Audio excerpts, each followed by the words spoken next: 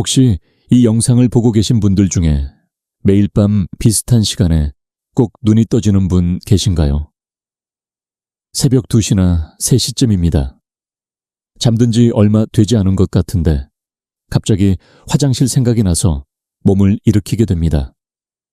다녀오고 나면 이제 다시 잘 수 있을 것 같다가도 눈은 감겼는데 잠은 오지 않습니다. 괜히 아랫배가 신경 쓰이고 또 가야 할 것 같은 느낌이 들어 이리저리 뒤척이다가 결국 아침을 맞이합니다. 아침에 일어나면 머리는 무겁고 몸은 잔뜩 피곤한데 이유를 딱 잘라 말하기도 어렵습니다. 밤새 잔 것 같기는 한데 쉰 것 같지는 않은 그런 느낌입니다. 이럴 때 많은 분들이 이렇게 생각하십니다. 이제 나이가 들어서 그런가 보다. 신장이 약해진 건 아닐까. 어쩔 수 없는 노화의 과정이겠지 하고 말입니다. 그래서 병원에 가서 검사를 받아보면 의외로 결과는 정상으로 나옵니다. 신장도 괜찮고 방광도 큰 문제는 없다고 합니다. 그런데도 밤만 되면 몸은 계속해서 잠에서 깨어납니다. 더 이상한 것은 물을 줄이면 줄일수록 밤에 화장실 가는 횟수가 오히려 늘어나는 경우가 있다는 점입니다. 저녁을 아주 싱겁게 먹은 날일수록 잠이 더 얕아졌다고 느끼는 분들도 적지 않습니다. 이쯤 되면 마음속에 혼란이 생깁니다. 나는 도대체 왜 이러는 걸까? 문제가 없는 것 같으면서도 분명히 몸은 계속 신호를 보내고 있습니다. 만약 이 이야기가 조금이라도 내 이야기처럼 느껴지신다면 가볍게 좋아요를 눌러주셔도 좋겠습니다. 아, 나만 그런 게 아니구나. 서로 그렇게 느끼는 것만으로도 큰 위로가 됩니다. 그리고 댓글에 밤에 화장실에 몇 번 정도 가는지 숫자 하나만 남겨주셔도 좋겠습니다. 한 번인지 2번인지 아니면 3번 이상인지 말입니다. 저는 하나하나 다 읽어보겠습니다. 이 영상의 끝부분에서는 약도 아니고 억지로 참는 방법도 아닌 아주 작은 생활 습관 하나를 이야기해드릴 예정입니다. 이미 많은 중장년 분들이 실천하고 잠이 훨씬 깊어졌다고 말한 방법입니다. 끝까지 함께해 주신다면 왜 그 작은 차이가 밤을 바꾸는지 자연스럽게 이해하게 되실 겁니다. 이제부터는 왜 나이가 들수록 밤에 화장실을 더 자주 가게 되는지 차분하게 이야기해 보겠습니다. 이 부분은 많은 분들이 오해하고 있는 생각을 바로잡는데 가장 중요한 내용입니다. 저는 이 설명을 위해 경기 지역에서 오랫동안 진료해온 박민석 내과 전문의를 소개하려 합니다. 박민석 원장은 내과 전반을 다루는 의사로 25년 넘게 중장년과 노년 환자들을 진료해 왔습니다. 그가 가장 자주 듣는 말 중 하나는 바로 나이가 들면 어쩔 수 없이 밤에 자주 깬다는 이야기입니다. 하지만 그는 늘 같은 말로 답합니다. 그것은 나이 때문만은 아니라고 말입니다. 우리는 흔히 몸을 물이 담긴 병처럼 생각합니다.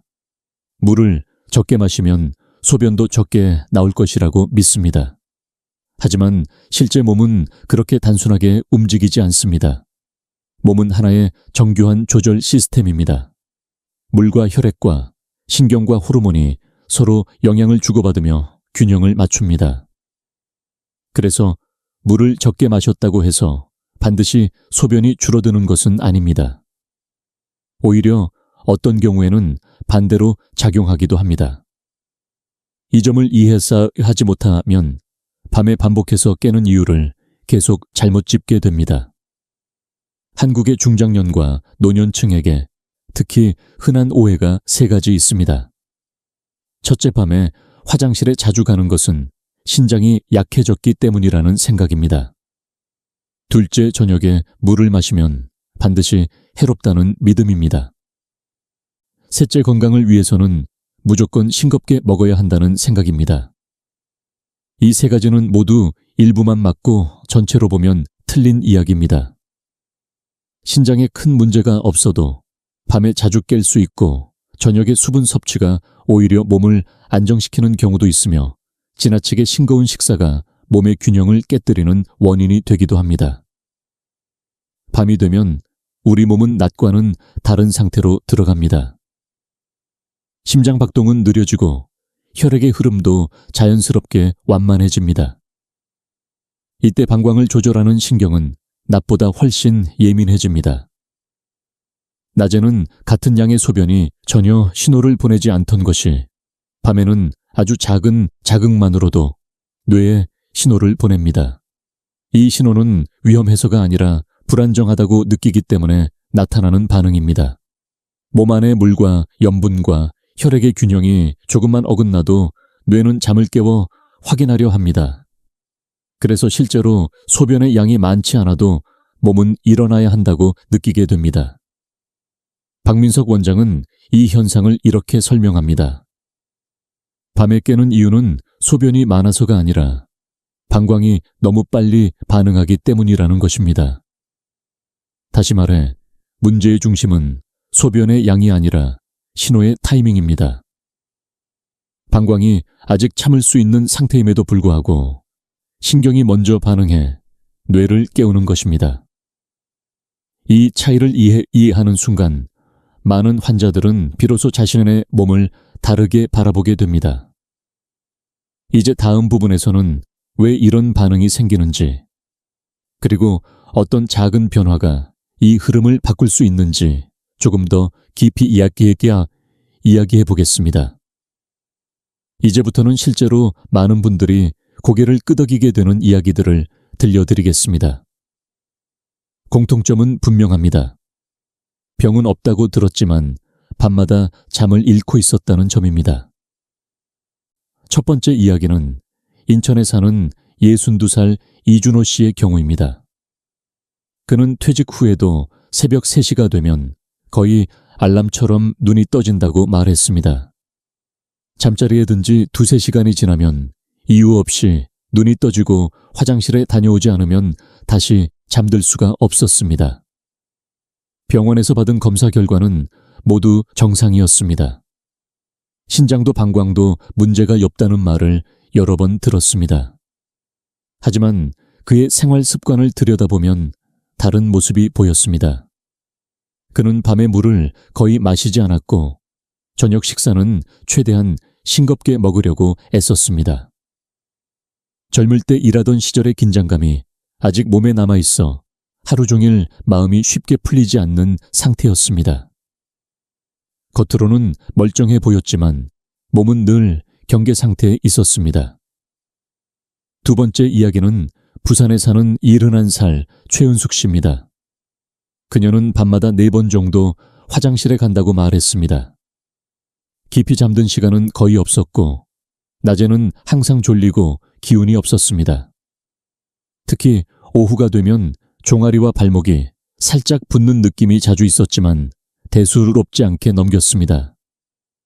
그녀가 가장 두려워한 것은 물이었습니다. 물을 마시면 마실수록 더 자주 화장실에 가야 한다고 믿었기 때문입니다. 그래서 갈증이 있어도 일부러 참는 날이 많았습니다.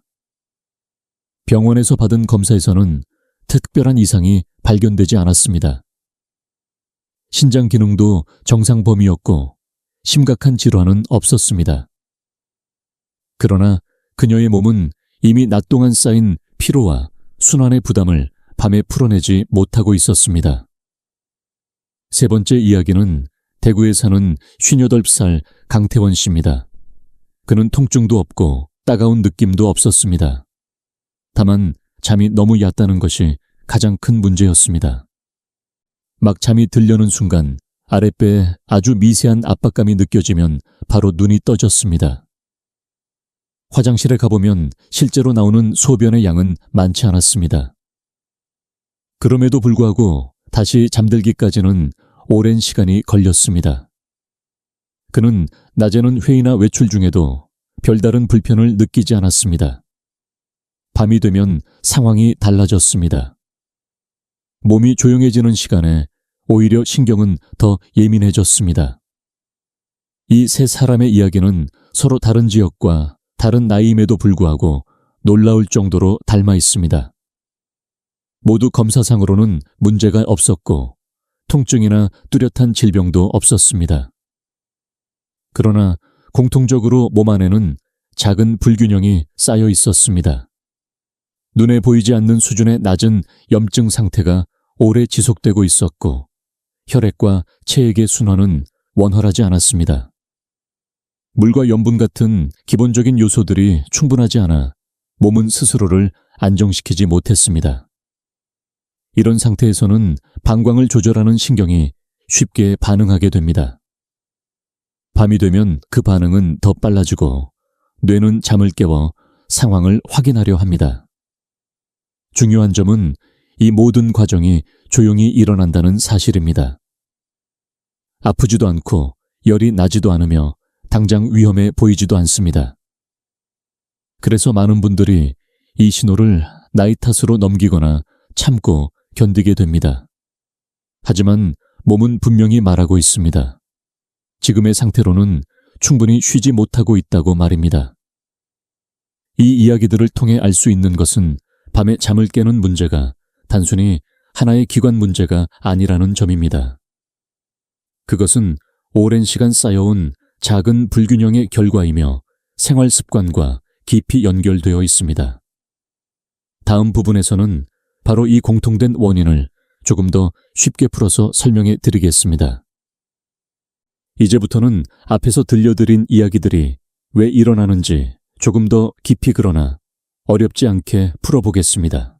많은 분들이 밤에 자주 깨는 이유를 단순히 소변의 문제로 생각하지만 실제로는 몸 전체의 균형과 연결되어 있습니다. 그 출발점은 바로 수분입니다. 우리가 저녁에 물을 의도적으로 줄이면 몸 안에 물의 양이 부족해집니다. 이때 혈액은 자연스럽게 더 진해집니다. 물이 줄어들었는데 혈액 속의 성분은 그대로이기 때문입니다. 이렇게 혈액이 진해지면 몸은 이를 위험한 상태로 인식합니다. 심장과 신장이 더 힘들게 일해야 하고 혈액이 원활하게 흐르기 어려워집니다. 그래서 몸은 이 상태를 풀기 위해 스스로 조절을 시작합니다. 그 결과 중 하나가 밤중에 소변 신호를 자주 보내는 것입니다. 다음으로 많은 분들이 실천하고 있는 지나치게 싱거운 식사에 대해 이야기해 보겠습니다. 소금을 줄이는 것이 항상 나쁜 것은 아니지만 너무 오래, 너무 극단적으로 줄이면 문제가 생깁니다. 우리 몸에서 소금은 단순히 맛을 내는 역할만 하지 않습니다. 소금은 물이 혈관 안에 머물도록 붙잡아주는 역할을 합니다. 이 역할이 약해지면 마신 물이 혈관 안에 오래 머물지 못하고 조직 사이로 빠져나가게 됩니다. 낮 동안에는 이 물이 다리나 발 쪽에 모이면서 가벼운 붓기로 나타나기도 합니다. 하지만 밤이 되면 상황이 달라집니다. 혈관 안에는 오히려 필요한 만큼의 수분이 부족해지고 몸은 다시 균형을 맞추기 위해 신경을 예민하게 만듭니다. 이때 방광은 아직 참을 수 있는 상태임에도 불구하고 신호를 보내게 됩니다. 이제 왜 누우면 밤에 화장실에 더 자주 가게 되는지 살펴보겠습니다. 낮 동안 우리는 서 있거나 앉아 있는 시간이 많습니다. 그동안 중력의 영향으로 물은 자연스럽게 하체 쪽에 머뭅니다. 다리나 발목에 모여있던 수분은 밤에 눕는 순간 다시 혈액 순환으로 돌아옵니다. 이 물은 결국 신장을 거쳐 처리되어야 합니다. 하지만 이미 혈액이 진해져 있거나 순환이 원활하지 않은 상태라면 이 과정이 부담으로 작용합니다. 그 결과 몸은 자는 동안에도 계속해서 소변 신호를 보내게 됩니다. 이것은 병이 있어서라기보다는 처리해야 할 균형 문제가 남아있기 때문입니다. 이 모든 과정에서 중요한 역할을 하는 것이 바로 미세혈관입니다. 미세혈관은 눈에 보이지 않을 만큼 작은 혈관들이지만 방광과 신경 주변에 충분한 산소와 영양을 공급하는 데 매우 중요합니다. 이 혈관들이 수분 부족이나 염분 불균형 또는 낮은 수준의 염증으로 인해 제 기능을 하지 못하면 주변 신경은 쉽게 자극을 받습니다. 특히 밤에는 심박수가 느려지고 혈류가 줄어들기 때문에 이 작은 변화가 더 크게 느껴집니다. 또 하나 중요한 요소는 자율신경입니다. 자율신경은 우리가 의식하지 않아도 심장 박동이나 소화 배뇨를 조절하는 시스템입니다.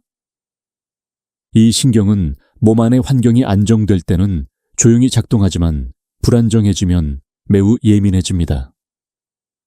수분과 염분의 균형이 깨진 상태에서는 자율신경이 과도하게 활성화되고 방광을 조절하는 신경도 쉽게 반응합니다.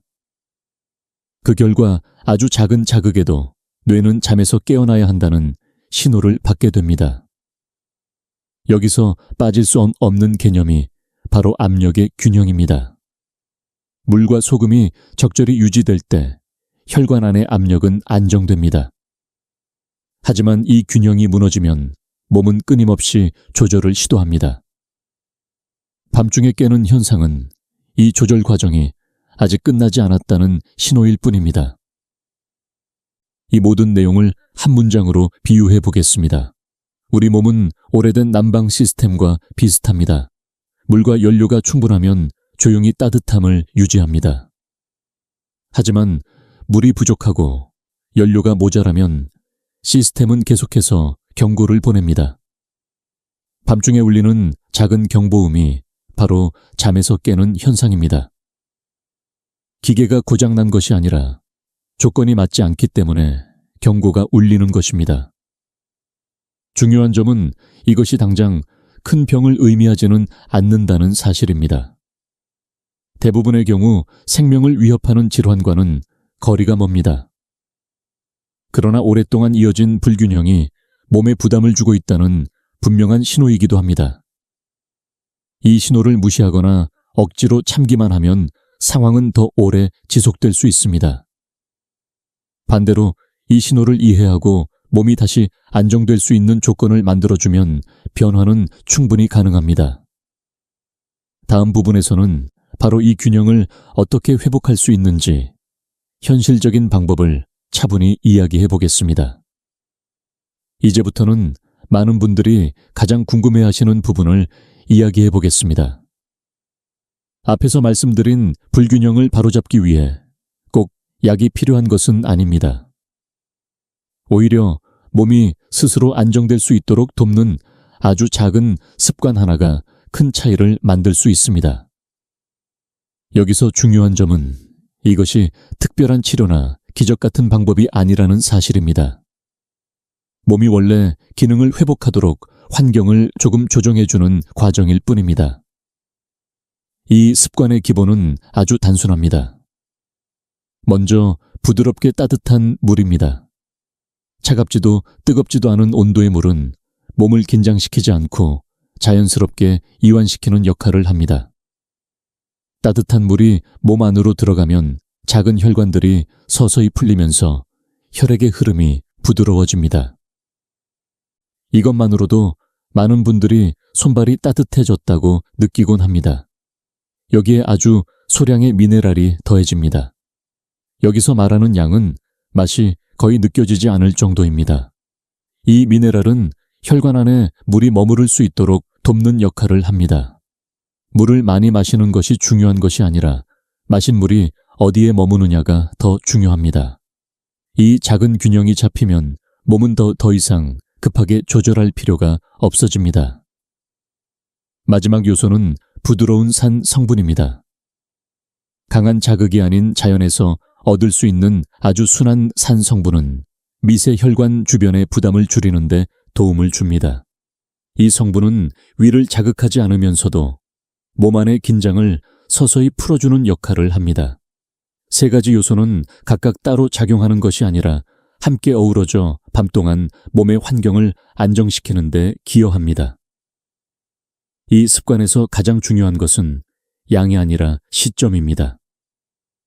많은 분들이 잠들기 직전에 마셔야 효과가 좋을 것이라고 생각하지만 실제로는 그렇지 않습니다. 몸은 새로운 수분과 성분을 받아들이고 조절하는 데 시간이 필요합니다. 너무 늦은 시간에 마시면 오히려 방광이 바로 자극을 받을 수 있습니다. 가장 좋은 시점은 잠자리에 들기 약 1시간 전입니다. 이 정도 시간이면 순환이 안정되고 신경도 서서히 가라앉습니다. 또 하나 중요한 점은 마시는 속도입니다. 한 번에 들이키듯 마시는 것은 도움이 되지 않습니다. 물이 갑자기 많이 들어오면 신장은 짧은 시간에 과도하게 반응하게 됩니다. 반대로 천천히 조금씩 마시면 몸은 이를 자연스럽게 흡수하고 필요한 곳에 나누어 보냅니다. 이 차이는 생각보다 큽니다. 적은 양이라도 천천히 마신 물이 더 오래 안정적인 효과를 냅니다. 물론 이 방법이 모든 사람에게 적합한 것은 아닙니다. 이미 중등도 이상의 신장 질환이 있거나 의사로부터 수분 섭취 제한을 받은 분들은 반드시 전문가와 상의해야 합니다. 또한 특정 질환으로 미네랄 섭취에 주의가 필요한 경우에도 그대로 따라해서는 안 됩니다. 이 방법은 건강한 성인이 생활 습관으로 인해 생긴 가벼운 불균형을 조절하는 데 적합합니다. 이 습관을 실천한 사람들의 변화는 대체로 비슷한 흐름을 보입니다. 처음 며칠 동안은 큰 차이를 느끼지 못하는 경우도 있습니다. 하지만 일주일 정도 지나면 잠드는 과정이 한결 부드러워졌다고 말합니다. 2주 정도가 지나면 밤에 깨는 횟수보다 먼저 아침의 느낌이 달라집니다. 머리가 맑고 몸이 가벼워졌다는 말을 자주 합니다. 서울 근교에 사는 65살 김상훈 씨는 이 습관을 시작한 지 3주쯤 되었을 때 가장 먼저 느낀 변화가 불안감의 감소였다고 말했습니다. 예전에는 잠자리에 들 때마다 오늘 밤도 또 깨겠지라는 생각이 먼저 들었지만 어느 순간부터 그런 생각이 줄어들었다고 합니다. 밤에 깨는 횟수도 점차 줄었고 무엇보다 아침에 일어날 때의 부담이 사라졌습니다. 또 다른 사례로 전주에 사는 70살 박영자 씨는 잠을 방해하던 걱정이 줄어들면서 하루 전체의 컨디션이 좋아졌다고 말했습니다. 잠을 조금 더 깊이 잤을 뿐인데 낮 동안의 기분과 몸 상태가 달라졌다는 것입니다. 이 변화는 약 때문이 아니라 몸이 안정된 환경을 되찾았기 때문에 나타난 결과였습니다. 이처럼 중요한 것은 무엇을 많이 하느냐가 아니라 무엇을 적절하게 하느냐입니다. 몸은 늘 스스로 균형을 맞추려 합니다. 우리가 해야 할 일은 그 과정을 방해하지 않고 조용히 도와주는 것입니다. 다음 마지막 부분에서는 이 모든 내용을 정리하며 밤에 깨는 문제를 어떻게 바라보면 좋은지 함께 이야기해 보겠습니다. 이제 이야기를 마무리하며 가장 중요한 한 가지를 다시 짚고 가고 싶습니다. 우리 몸은 결코 우리를 배신하지 않습니다. 밤마다 잠에서 깨게 만드는 것도 괜한 일이 아닙니다. 그것은 고장이 아니라 신호입니다. 몸이 지금의 상태로는 충분히 쉬지 못하고 있다고 조용히 알리고 있는 것입니다. 이 신호를 나이 탓으로만 돌리거나 참고 견디기만 하면 몸은 같은 메시지를 반복해서 보낼 수밖에 없습니다. 밤에 화장실에 자주 가는 일이 곧 평생 안고 가야 할 운명은 아닙니다. 그것이 노화의 필연적인 결과라고 단정할 필요도 없습니다. 그리고 모든 경우에 약이 먼저 필요한 것도 아닙니다. 많은 경우 이 문제는 큰 병이 아니라 오랫동안 이어진 작은 불균형에서 시작됩니다. 수분과 순환과 신경의 균형이 조금씩 어긋난 상태가 계속되면서 밤에 가장 먼저 드러난 것일 뿐입니다. 중요한 것은 몸을 다루는 방식입니다. 무조건 참거나 극단적으로 줄이는 방법은 오히려 몸을 더 긴장하게 만듭니다. 반대로 몸의 원리를 이해하고 필요한 조건을 차분히 채워주면 몸은 스스로 안정되기 시작합니다. 이것은 빠른 해결책이 아니라 올바른 방향입니다. 하루 이틀 만에 모든 것이 바뀌지 않을 수도 있습니다. 하지만 부드럽고 꾸준한 변화는 어느 순간 분명한 차이를 만들어냅니다.